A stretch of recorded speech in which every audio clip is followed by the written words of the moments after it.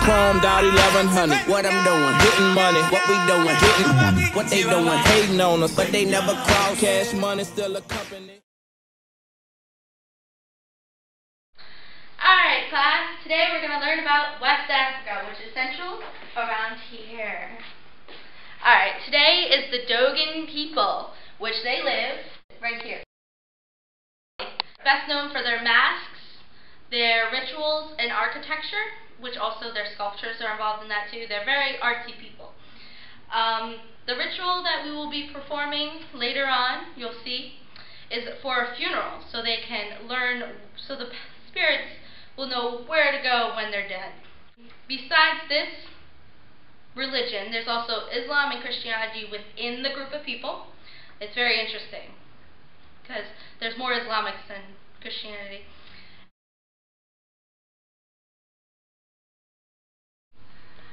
I'm going to teach you the dance moves to this ritual. The ritual starts off as a group dance, but there's individual dances that go to each specific mask. And when they come out, they dance from one side of the circle to the other. Okay, so I'm going to teach you the dance of the Yanagule mask. This represents the Fulani woman. Okay, so when it's your turn to go to dance from one side of the circle to the next, what you're going to do is swing from side to side and move your arms up and down. So it looks something like this. Do you want to try it? Sure. Okay, ready? You got what I need, but you say he's just a friend. And you say he's just a friend. Oh, baby. Okay, so I'm going to teach you to dance with the Nada mask. And when it's your turn to dance from one side of the circle to the next, what you're going to do is kick twice out with your right foot, and then swing to the side half of a circle and move your arms up and down. So it looks like this.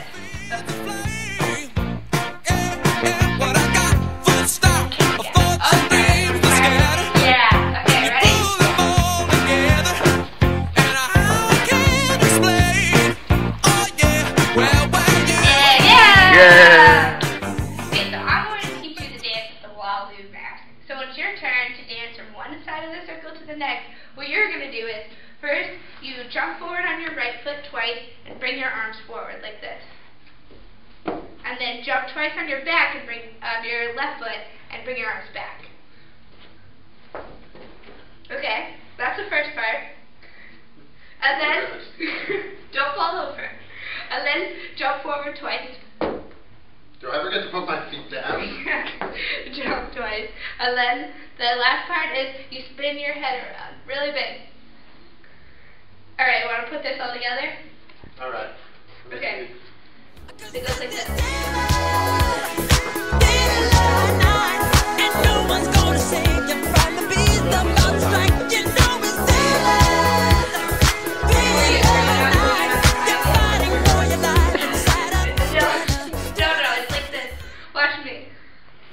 Never find another lover sweeter than you, sweeter than you. Oh, okay. And I never find another lover precious than you. Okay, ready? More precious than you. Girl, you are close to me, you like my mother. Close to me, you like my father. Close to me, you like my sister. Close to me, you like my brother. You are the only one you might have. Okay, you can start your head. Okay, so I'm going to just show you how to do the dance of the Sarigi mask.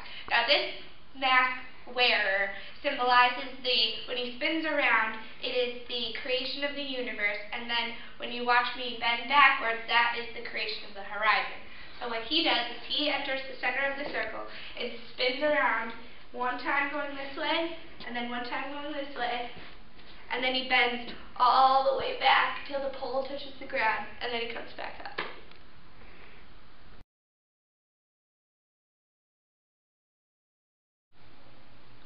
Some of the most important instruments in West African music are the low sounds of the djembe drums, the high sounds of the agogo bells, the shaky sound of the shakers, and the high sound of the wooden drums.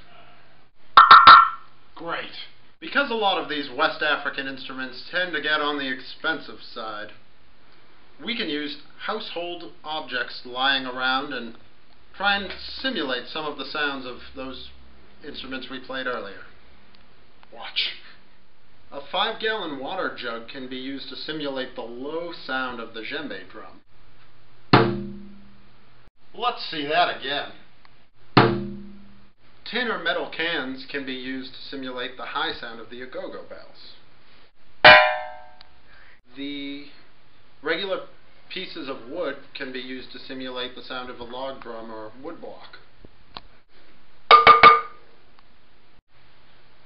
And with some creativity, we can show you how to make your own shaker. Now, to make your own shaker, you can use some household items. You would take a toilet paper roll, of course take off all of the paper, and then put some beans, rock beans, and using such a thing as like cardboard or such, cut circle, and then tape it on. And then you get your own shaker. Don't forget, you can design it and make it even more cool and awesome. Today we're going to talk about bringing authentic African music into the classroom. Yeah, authentic African music. Gotta take a lot to drag me away from you. There's nothing that 100 men or more could ever do. I bless the rains down in Africa. Gonna take some time to do that. One thing about African music is that it can become very tough for younger players to read and learn some of the rhythms. So today we're going to focus on learning all of these rhythms just by ear for now. So Matt, are you ready to try your djembe drum sound? I am.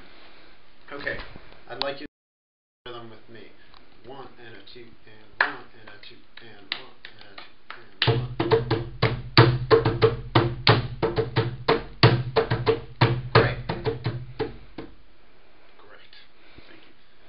Next we're going to talk about the shaker rhythm.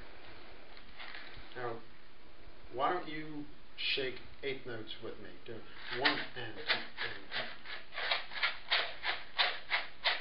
1. Perfect. Back and forth, nice and easy. Great. Next we'll be talking about our log drum rhythm. Can you just click quarter notes for now? Which will be ta, tu, ta, ta, ta, ta, ta, ta, ta, ta, ta. And the agogo bell will be doing 1, 2, 3, and 4.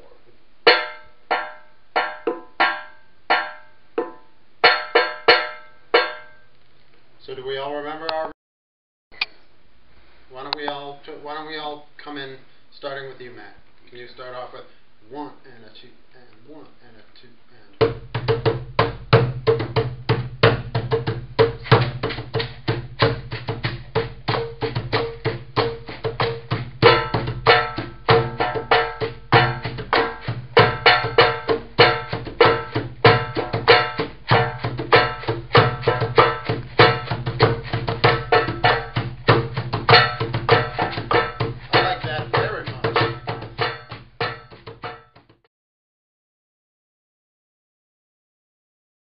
Now, to make your own mask, you will need crayons or markers, even paint. You will also need plenty of cardboard tubing, whether or not it be toilet paper rolls or paper towel rolls. The best ones for the tall mask, the Serengeti mask, would actually be wrapping paper rolls. You will also need paper plates, white beans. I actually use rock beans for these. You will need construction paper, color will be best.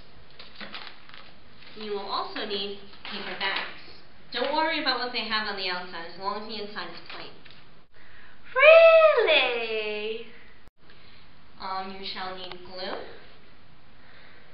as well as tape, stapler actually, string, and if you can, sometimes like a rope-like fabric would be good, especially when you tie the Serengeti mask around the head of the student, or a headband, such as this. When you make the Yanagule mask, you will need a paper bag. You will cut off the sides of it, the corners, and then turn it inside out. After you turn it inside out, you will cut eye holes, and then within a separate paper bag, you will cut extensions for the front as well as the back. For the sides, you will use construction paper to make the frills at the bottom by cutting upwards but not all the way. You will also use the spare paper bag to make a headpiece for the top. You may not want to use it, and that will be fine. Intriguing. Well, the biggest part, though, requires to use the white beans or the rock beans in this case to make patterns all along the mask. Remember, do each section, let it dry so that way they stick, and then do the next section after. Now, if you want to do the walloon mask, you will first need the paper plate, and you will cut eye holes in it, as well as holes in each of the sides so that way you can tie the string into it and tie it around the head. You will use a piece of construction paper, and you can design it, color whatever you like, cut out the eye holes, and then attach it to your paper plate. To make the horns, you can use toilet paper rolls or one full paper towel roll, and you will tape it to the top of it to make the horns. Again, coloring and all that stuff is encouraged. You can also even do frills on the side, and yeah, that's how you would do the walloon mask. Now, the Kanata mask is a little bit more difficult. You would still do the main mask with the paper plate and the string to cut, as well as holes, and then a piece of paper to cover the paper plate. Now, when you do the long vertical holes, it will be a series of them. The best way is to have one that's slightly bigger or smaller to fit them in, and then taping it around. But when you do the horizontal ones and the small vertical ones there, the best way to do it is to cut the small, well, at least for the big rolls, in the middle, cut a square of sorts, a rectangle, so that way it fits onto it. I don't believe you! The smaller ones, you would do pretty much the same on a smaller scale, and you would attach it here, and then tape it, of course, whenever you need to make sure it's firm. Be careful, though, to make it too wide, and won't be secure. So a smaller one, it will fit better. So you don't have to use as much glue, tape, whatever you need to use. Now, the Tsurigi mask is a challenge. You will need plenty of rolls, wrapping paper rolls encouraged. Now, you probably don't want to make it too big, otherwise it won't be well supported by the student. So make sure it's appropriate for the student's size. You will cut upward to it, up them, and then attach them all the way up. You will probably use plenty of tape, also staples, and then you can design it after. Another thing that you can do to help reinforce it is to have a hole in the top and a hole in the very bottom, and tie a long, taut string through both of the holes. In order to attach it, you will be using either like a headband or rope around each of the faces, around here, as well as around the neck area. The actual face for the mask is separate. It will be much like the other mask, using paper plate and string, cutting out the eye holes, as well as construction paper over it, and that will be tied over the actual hole. And that's how you would make your masks.